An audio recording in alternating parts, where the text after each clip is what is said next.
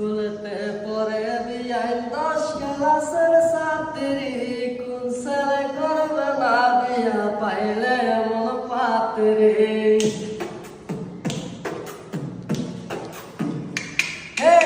স্কুলেতে পড়ে বিয়াই